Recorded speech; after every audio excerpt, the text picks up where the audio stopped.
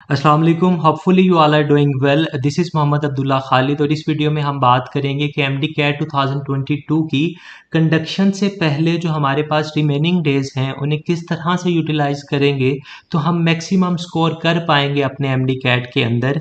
हम बात करेंगे मोटिवेशन और माइंडसेट की, हम बात करेंगे अपनी एवेलुएशन और एवेलुएशन के बाद अपने प्लान ऑफ एक्शन के ऊपर, हम बात करेंगे फाइनल रिवीजन प्लान की और साथ ही साथ डिस्कस करेंगे कि सुपर नोट्स किस तरह से बनाने चाहिए कि वो हमारी सुपर फाइनल रिवीजन में मदद करें और हमें मैक्सिमम स्कोर हासिल करने के लिए हेल्प आउट कर रहे हों। हम बात करेंगे कि वो कौन से पैरामीटर्स हैं जिन्हें जहन में रखते हुए अगर मैं एमडी कैट की प्रैक्टिस करूंगा तो वो रियल टाइम प्रैक्टिस काउंट हो रही होगी। और लास्टली हम बात करेंगे कि वो कौन से ऐसे काम हैं जो इन डेज में मुझे बिल्कुल भी नहीं करने और वो कौन से ऐसे काम हैं जो मैं हर हाल में करूंगा इन डेज के अंदर।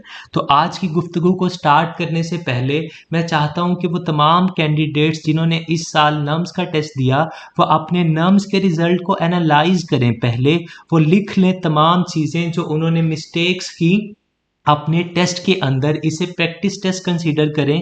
वो तमाम बच्चे जिनके मार्क्स कम आए हैं इस टेस्ट के अंदर और तमाम गलतियां नोट डाउन कर लें। अगर आपने अच्छा स्कोर किया, अगर आपने बुरा स्कोर किया, एक ना एक गलती तो ऐसी होगी जो आपने की जो आपको एमडी कैट में नहीं करनी चाहिए। टेक्निकल मिस्टेक्स वो होती हैं जो आपने नॉलेज के कम होने की वजह से या कंसेप्ट के वीक होने की वजह से की होती है। ये एलिमिनेट करने के लिए आप अच्छी रिवीजन करते हैं।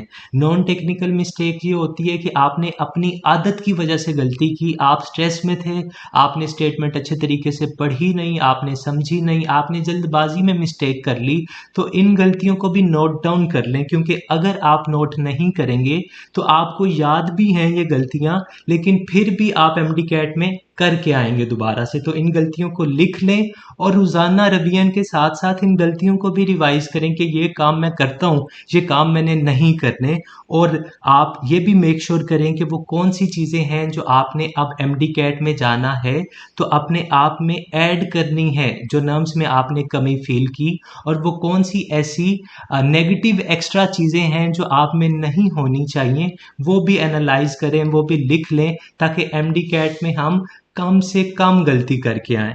अब अगर बात करें आज के अपने पहले टॉपिक की, मोटिवेशन की, तो मोटिवेशन इज़ अ रीज़न, वो वजह जो आपको काम करने पे मजबूर करती है वो वजह आपकी मोटिवेशन कहलाती है। And at this point I want all of you to recall all of your hardships that you have faced just because of your academics। आपने अपने फैमिली फंक्शंस को सेक्रीफाइस किया, आपने अपने फ्रेंड्स की गैदरिंग को सेक्रीफाइस किया, आप बुखार में थे लेकिन फिर भी किताबें खोल के बैठे थे। ये 14 साल from your KG till your MDCAT preparations आपने दिन रात मेहनत की, इसलिए नहीं की कि आपने एमडी कैट में अपीयर होना था। आपने ये मेहनत इसलिए की कि आपने एमडी कैट में बेहतरीन मार्क्स लेने हैं और अपने पसंदीदा मेडिकल कॉलेज में एडमिशन लेना है। तो वो तमाम मुश्किलात जो आपने फेस की उन सब को जहन में रखें, वो आप में आग जला के रखेंगी इन 7 दिन के अंदर कि आप स्ट्राइव करें बेहतर से बेहतरीन के लिए और फाइनली जो अपना गोल है उसे अचीव कर सकें। माइंडसेट की बात की जाए तो I would suggest all of you कि आप ये रिमेनिंग डेज विनिंग माइंडसेट के साथ गुजारें और इसी माइंडसेट के साथ आप सेंटर में टेस्ट देने के लिए पहुँचें। आपने सारी तैयारी कर ली, उसके बावजूद जो सबकॉन्शियस की आवाज़ आपके कानों में गूंजती है कि अगर एमडी कैट क्लियर ना हुआ तो क्या होगा, आई वुड सजेस्ट कि आप इस आवाज़ को बदल दें इस आवाज़ से कि अगर हो गया तो क्या क्या होगा। खुदा भी ये कहता है कि जैसा तुम गुमान करोगे मैं तुम्हें वैसा अता करूँगा। तैयारी कर चुके, अब इंटेंशंस को क्लियर करना है, इंटेंशंस को पॉजिटिव करना है। अलेक्जेंडर द ग्रेट आधे से ज़्यादा दुनिया फतह करने के बाद ये कहते हैं कि जंग मैदान में नहीं दिमाग में जीती जाती है। If you can not win it in your brain you can not win it in your test centre as well. अपने दिमागों में ये जंग जीतें। और बात अगर कंपटीशन की जाए तो आप जो बच्चे स्ट्रेस में हैं, जो परेशान हैं कि 2.25 लाख बच्चे टेस्ट में अपीयर होंगे और नंबर ऑफ सीट सिर्फ 10,000 हैं, आई वुड सजेस्ट कि आप अपने माइंडसेट को चेंज करें। आप ये सोचें कि 10,000 सीटें मुझे एक चाहिए। जब आप इस तरह से सोचेंगे, इस तरह से अपने इंटेंशंस को रखेंगे, तो डेफिनेटली आपका स्ट्रेस लेवल भी कम होगा, आपका फोकस भी बेहतरीन होगा और आप फॉर श्योर अपनी मंजिल को हासिल कर सकेंगे। अब अगर फाइनल रिवीजन की बात की जाए तो क्योंकि चंद दिन बाकी हैं आपके एमडी कैट में, तो आपने ऑलरेडी अपनी रिवीजन जो है वो स्टार्ट कर ली होगी।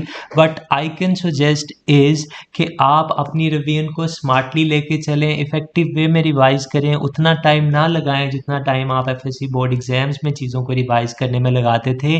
देखते जाएं और लिखते जाएं वो चीज़ें जो आपको मुश्किल लगती हैं और वो गलतियां जो आप प्रैक्टिस के दौरान करते हैं, ताकि जो आपके नोट्स बने उन्हें आप लास्ट डेज में यूटिलाइज़ कर सकें। आपको रिवीजन करनी हो तो आपको किताबें ना खोलनी पड़े, आप सिर्फ अपने नोट्स से रिवीजन करके ये कह सकें कि मैंने पूरा सिलेबस जो है वो रिवाइज़ कर लिया है। और ये नोट्स आपको इस तरह से भी हेल्प आउट करेंगे कि वो बच्चे जो किताबों से रिवीजन करेंगे लास्ट स्टेज में, तो वो पूरा दिन लगा के एमडी कैट का सिलेबस रिवाइज करेंगे। और अगर आप सुपर नोट से, अपने बनाए हुए नोट से रिवीजन करेंगे, तो आप एक दिन में एक दफ़ा की बजाय 10 दफ़ा भी रिवाइज कर सकेंगे। इफेक्टिव रिवीजन भी होगी और टाइम भी कम यूटिलाइज होगा और स्ट्रेस लेवल भी आपका कम रहेगा। अब अगर बात प्रैक्टिस की जाए तो आप अपनी वर्कबिलिटी को देखेंगे, अपने स्ट्रॉन्ग और वीक एरियाज़ को देखेंगे। लोगों की बातों में नहीं आएंगे कि टाइम बहुत कम होता है। अगर आप ये बात सोचते हुए, समझते हुए सेंटर में जाएंगे कि टाइम कम होता है, तो आप वहाँ बैठ के इतनी स्पीड में एमसीक्यू सॉल्व करेंगे कि आपका टाइम अभी ख़त्म नहीं होगा, लेकिन आप अपना एमडी कैट अटैम्प्ट कर चुके होंगे और रिमेनिंग टाइम को आप यूटिलाइज नहीं कर सकेंगे, क्योंकि इस टाइम में अब आप अपने बबल तो अनफिल नहीं कर सकते, दोबारा से बबल तो फिल नहीं कर सकते। तो जो आपने घर बैठ के एफएलपी प्रैक्टिस करने हैं, मैं आपको सुजेस्ट ये करूँगा कि आप लास्ट 3 डेज़ में रोज़ाना एक एक एफएलपी सॉल्व करें और रियल टाइम इन्वायरमेंट क्रिएट करें। कुर्सी पे बैठ के क्लिप बोर्ड पे लगा के बबल शीट उसे अटैम्प्ट करें, क्वेश्चन पेपर का प्रिंट निकाल के उसे साथ रखें और जिस स्ट्रेटजी के साथ आपने अपना रियल एमडी कैट अटैम्प्ट करना है, उसी स्ट्रेटजी के साथ आप अपने लास्ट एफएलपीज़ को सॉल्व करें कि पहले वो करूँगा जो आते हैं, फिर वो करूँगा जो आते हैं लेकिन टाइम लेंगे, फिर वो करूँगा जो मुश्किल लगते हैं, और उतने ही टाइम में अपना एफएलपी सॉल्व करें 3.5 घंटे में, जितने घंटों में आपने एमडी कैट अटैम्प्ट कर रहे होने। ये ना हो कि आपको फॉर एग्जांपल एफएलपी अटैम्प्ट करते हुए नंबर 7 एमसीक्यू मुश्किल लग रहा है, तो आप अपना पेपर छोड़ के किताब खोल के बैठे हों कि इसे सॉल्व कैसे करना है। बिल्कुल एमडी कैट वाला इन्वायरमेंट क्रिएट करेंगे तो आपको ये फ़ायदा होगा कि दिया आपने ओरिजिनल एमडी कैट, लेकिन वो एमडी कैट देने के बाद आपके पास मौका है गलती से सीखने का। आपके पास मौका है कि जो चौथे दिन एमडी कैट असली आपका होना है, उसमें आप मिस्टेक्स नहीं कर रहे होंगे, उसमें आप वो गलतियाँ नहीं कर रहे होंगे। अब अगर पॉसिबल मिस्टेक्स की बात की जाए तो वो तमाम गलतियां जो आप अपने एमडी कैट में कर सकते हैं, वो मैंने अपनी इन 2 वीडियोस में डिस्कस की हैं। आप इन्हें लाजमी देखें अगर आपने अभी तक नहीं देखी।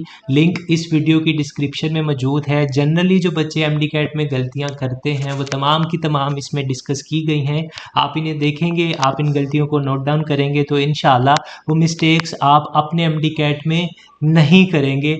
लास्टली अगर अपनी तमाम गुफ्तगू को समराइज़ किया जाए तो at this point you are having things that you could do, you are having things that you should do and you are having things that you must do. और मैं ये समझता हूँ कि इन कम दिनों में हमें सिर्फ वो काम करना चाहिए जो हमें हर सूरत में करना है। लास्टली अगर बात करूँ तो have firm believe in your self and your preparation.